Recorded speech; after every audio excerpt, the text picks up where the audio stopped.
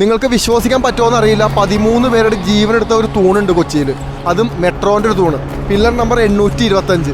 ആ തൂണ് എന്തുകൊണ്ട് അവിടെ അത്രയും പേര് മരിച്ചു എന്നും അത് എന്താ അവിടെ സംഭവിക്കണമെന്ന് നമ്മൾ അന്വേഷിക്കാൻ വേണ്ടി പോവാം. അപ്പോൾ എല്ലാവർക്കും ABC മലയാളത്തിലൂടെ സ്വാഗതം.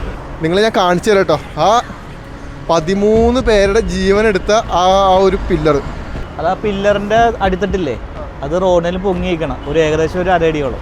അപ്പോൾ ഇപ്പോൾ കുറച്ച് സ്പീഡിൽ തന്നെ വണ്ടികളൊക്കെ ആണെങ്കിൽ അത് കയറി കഴിഞ്ഞാൽ കണ്ടോളും. ഞാനൊക്കെ ഡെയിലി ഒരു 10-15 പ്രാവശ്യം വൈകിൽ പോകുന്ന ഒരാളാണ്. ഞാൻ ആ വഴി പോകാറില്ല, ഞാൻ ലെഫ്റ്റ് സൈഡ് കീപ്പ് ചെയ്ത് പോകാറില്ല. അത് ഈ സൈഡ് പോയാൽ നമ്മൾ കണ്ടോളും.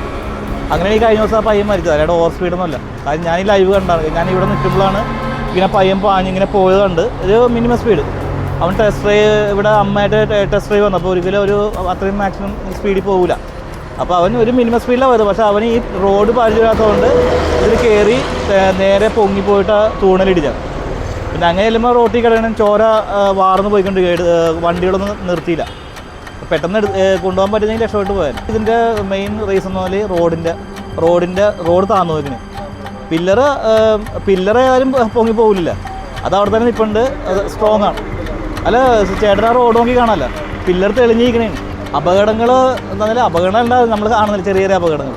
പക്ഷേ രാവിലെ ആദ്യമായിട്ടാണ് ഇങ്ങനെ ഒരു അപകടം ഉണ്ടായത്. അത് ആ റോഡിൻ്റെ തന്നെയാണ്, അല്ലാണ്ട് വേറെ. പിന്നെ രാത്രിയൊക്കെ അപകടം ഉണ്ടാകുന്നത് ഒറ്റയ്ക്ക് ആയിക്കോല, അപ്പോൾ നല്ല ഓവർ സ്പീഡായിരിക്കും രാത്രി. പക്ഷെ പകൽ അപകടം അപൂർവം അങ്ങനെ സംഭവിക്കാറില്ല. പെട്ടെന്ന് ഈ വെയിലും എല്ലാം കൊണ്ട് പെട്ടെന്ന് ആ റോഡിൻ്റെ ഇതും മനസ്സിലാവില്ല. അപ്പോൾ ഇന്നലെ മെട്രോൻ്റെ ആൾക്കാരുണ്ടാവും, ഞങ്ങൾ അവരോട് കാര്യം പറഞ്ഞു. റോഡ് നന്നാക്കും, അല്ലാണ്ട് രക്ഷയില്ല. റോഡ് ആ ഹൈറ്റ് തന്നെ അറിയും.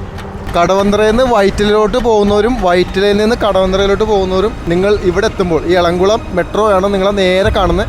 അതിന് തൊട്ടിപ്പുറത്താണ് ഈ പറഞ്ഞ അപകടകരമായ ഈ അവസ്ഥ ഉള്ളത്.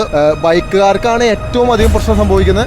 13 പേരുടെ ജീവനെടുത്ത ആ ഒരു പില്ലർ നിങ്ങൾ ഞാൻ കാണിച്ചു തരാം കേട്ടോ.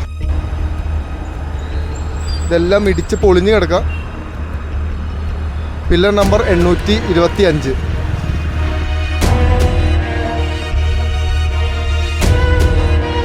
വണ്ടി സ്കിഡായി പോയിക്കുന്നുണ്ട്. ഇവിടെ എല്ലാം ടയറിൻ്റെ പാട് കണ്ടോ, ഇത് കണ്ടോ ടയറിൻ്റെ പാടുകൾ. ഇതേ സൈഡ് തന്നെ ഇപ്പുറത്തുണ്ട് ഇതേ പ്രശ്നം. ഈ ഭാഗത്തും ഇതേ പ്രശ്നം കാണാൻ പറ്റും. റോഡിന് ഇവിടെ എന്തോ റോഡ് താന്നു പോയാൽ കാണാം. ശ്രദ്ധിക്കുക, രാത്രിയാണെങ്കിലും പകലാണെങ്കിലും ഈ ഒരു ഏരിയ എത്തുമ്പോൾ നിങ്ങൾ കുറച്ച് ശ്രദ്ധിച്ച് വേണം വണ്ടി ഓടിക്കാൻ.